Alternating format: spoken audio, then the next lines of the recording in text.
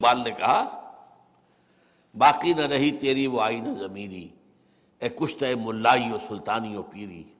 یہ تین، وما افسد الدین الا الملوک واحبار سوئن علماء سوء ورہبانوہا۔ اسی طریقے سے راہب جو دنیا دار راہب ہے۔ اب آئیے یہ جو چار الفاظ ان پر جو گفتگو ہوئی تھی پچھلی مرتبہ، تھوڑا سا اس میں مجھے اضافہ کرنا ہے۔ تلاوت آیات کا میں نے ایک مقصد بیان کیا، دوسرا اور اہم تر مقصد رہ گیا، وہ جو مجھے اب خلا پر کرنا ہے۔ پہلا مقصد کیا تھا؟ میں نے کہا تھا کہ قرآن ایک میگنیٹ ہے جو سلیم الفطرت لوگوں کو کھینچ لیتا ہے۔ وہ لوہے کا برادہ اور لکڑی کے برادے کو علیحدہ علیحدہ کرنے کے لیے کیا کرے؟ تو وہ تجربہ سامنے رکھیے۔ جس شخص کے اندر روح ابھی مری نہ ہو، جس کے دل پر حجابات اتنے مضبوط نہ ہو گئے ہوں کہ اس کے اندر جو ہے ایمان کی روشنی داخل نہ ہو سکے، اس کو چھوڑ دیجیے۔ جس کی بھی روح ابھی زندہ ہے، چاہے کمزور ہے، ضعیف ہے، نحیف ہے، ڈورمنٹ ہے، لیکن قرآن اس کو کھینچ لیتا ہے، جیسے میگنیٹ مقناطیس لوہے کو کھینچ لے گا۔ تو در حقیقت چونکہ یہ دونوں ایک جگہ سے آئے ہیں، روح انسانی کہاں سے آئی ہے؟ اللہ کے پاس سے، وہ زمین کی شے نہیں ہے، تو اس خاکدان سے نہیں، یہ خاکی شے نہیں، خاکی ہمارا حیوانی وجود ہے۔ اور قرآن کہاں سے آیا ہے؟ اللہ کے پاس سے، خرج من ایل، لہذا یہ کہیں گے ہم گرائی ہیں، از کجا می آجی آواز دوست، یہ میرے دوست کی آواز کہاں سے آ رہی ہے؟ یہ جو دل کے اندر روح اگر ہے، اگر زندہ ہے، it dances to the tune of Quran, اور وہ آپ کے پاس آ جائے۔ دوسرا کام کیا ہے؟ یہی قرآن اب ان کے اندر ایمان پیدا کرے گا، یقین والا۔ اس کے لیے اہم درس کیا؟ آیت کسے کہتے ہیں؟ نشانی۔ نشانی کیا مطلب اس کا؟ سادہ سی مثال بہت دفعہ دی میں نے۔ آپ کے دوست نے کبھی آپ کو بہت قیمتی پین دیا تھا، آپ نے اسے استعمال نہیں کیا، اسے خراب نہیں کیا، بہت سنبھال کر کہیں ٹرنک کے اندر رکھ دیا۔ سال ہر سال بیت گئے، نہ دوست یاد آیا، نہ اب قلم یاد آیا، کبھی خیال ہی نہیں، نہ کبھی ملاقات۔ اچانک آپ نے ٹرنک کھولا اور وہ قلم نظر آ گیا، دوست یاد آ جائے گا کہ نہیں؟ کیا اس میں کسی انٹلیکچوئل ایفرٹ کی ضرورت ہے؟ کیا جد و جہد؟ یہ خود بخود، اسی کا نام تذکر ہے، یاد کر لینا، چیتا کرنا۔ یہ ہمارے شاہ عبد القادر نے غالباً ترجمے یہ کیے ہیں، کیونکہ وہ آج سے تقریباً یوں سمجھیے کہ 100 سال پرانی جو ہے اردو تھی، اس میں ہندی کے الفاظ کافی ہے۔ چیتا، اس روز چیتے گا انسان۔ تو یہ چیتنا جو ہے، اسی لیے آپ کو معلوم ہے قرآن مجید میں سب سے زیادہ لفظ استعمال ہوا ہے وہ کیا ہے؟ ذکر۔ انا نحن نزلنا الذکر وانا لہ لحافظون۔ ذکرا، تذکر، تذکیر، فذکر بالقرآن من یخاف وعید۔ اب یہ آیات جو ہیں در حقیقت تین ہیں اسبوع قرآن۔ آیات آفاقی، کھول آنکھ زمین دیکھ، فلک دیکھ، فضا دیکھ، یہ اللہ کی نشانیاں ہیں۔ اس کو کہتے ہیں استقرائی منطق، انڈکٹیو لاجک۔ ان فی خلق السماوات والارض واختلاف اللیل والنہار والفلک التي تجری فی البحر بما ينفع الناس وما انزل اللہ من السماء من ماء فاحیا به الارض من بعد موتها وبث فيها من كل دابة وتصريف الرياح والسحاب المسخر بين السماء والأرض لآيات لقوم يعقلون۔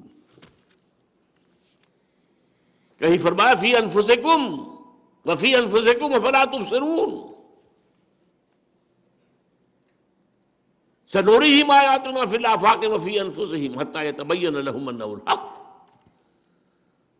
جب قرآن نازل ہو رہا ہے تو ابھی سائنس کا علم تو بہت کم تھا لوگوں کے پاس، قرآن فرما رہا ہے یہ بڑھے گا بڑھے گا بڑھے گا، اور ہماری آیات تمہیں نظر آئیں گی، پتہ چلے گا تمہیں گیلیکسیز کس کو کہتے ہیں اور کتنی گیلیکسیز ہیں، تمہیں معلوم ہوگا، ابھی کیا پتا تمہیں؟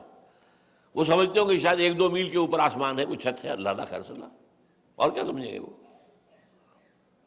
یہ آیات الہیہ، اور پھر وہ آیات جو انفس میں ہے۔ آج آپ کو معلوم ہے جینز اور جینیٹکس اور جو ایمبریولوجی، علم الجنین، وہ کہاں سے کہاں پہنچا ہوا ہے۔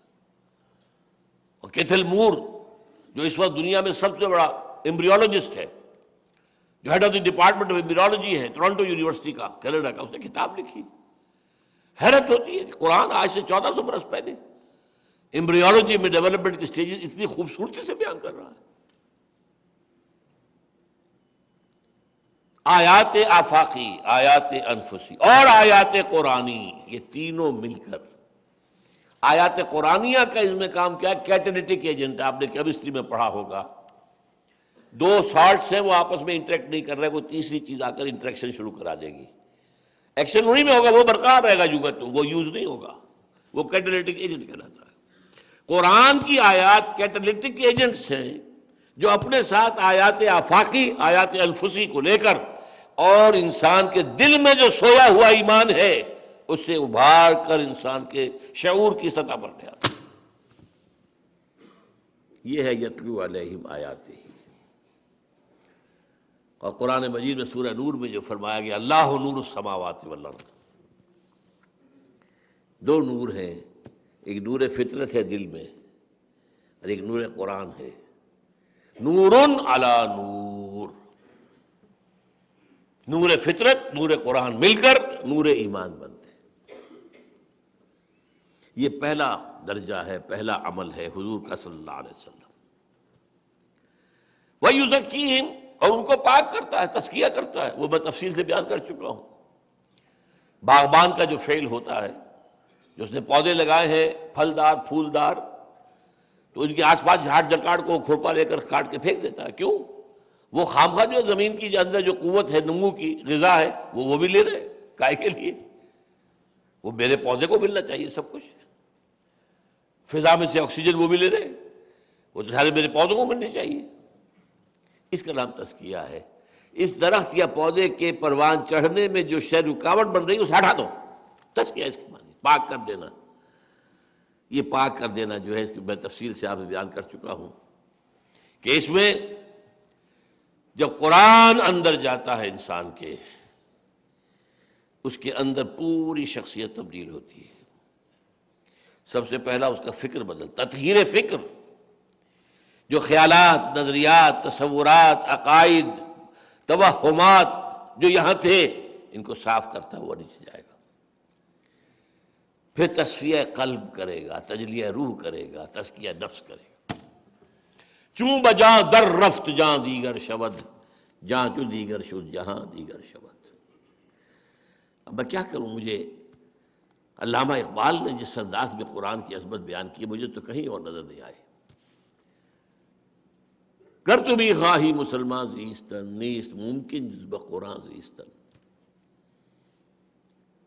کتاب زندہ قرآن حکیم، حکمت اولا یزال است و قدیم، حرف اورا نیب نئے، تبدیل نئے، آیا شرمندہ تعویل نئے، فاش گویم آنچو در دل مزمن است، این کتابیں نیز چیزیں دیگر است، چوں بجاں در رفت جہاں دیگر شود۔ دماغ میں اترے گا، اس کو صاف کرے گا گندگیوں سے، غلط نظریات، غلط عقائد، یہ ڈارونزم، یہ فلاں، یہ فرائیڈزم، یہ مارکسزم، یہ ایڈلرزم، یہ میکٹوگرزم، یہ سب کے سب مٹیریلزم، یہ سارے ان کو صاف کرتا ہوا دل کا صاف کرے گا، روح کو جلا دے گا، روشنی بڑھائے گا، نفس کا تزکیہ کرے گا۔ یہ ہے یزکیہم بذریعہ قرآن۔ اب اس میں یہ بھی ہے، قرآن مجید خود کہتا ہے اپنے آپ کو کہ یہ کیا ہے، یا ایھا الناس قد جاءتکم موعظۃ من ربکم وشفاء لما فی الصدور، یہ شفا ہے تمہارے سینے کے امراض کے لیے۔ ہمارے خانقاہی نظام نے اس کو چھوڑا، وہ ذکر کے، اس کی لمبی لمبی تسبیحیں، اس کی ضربیں لگا لگا کر کیا کیا کیا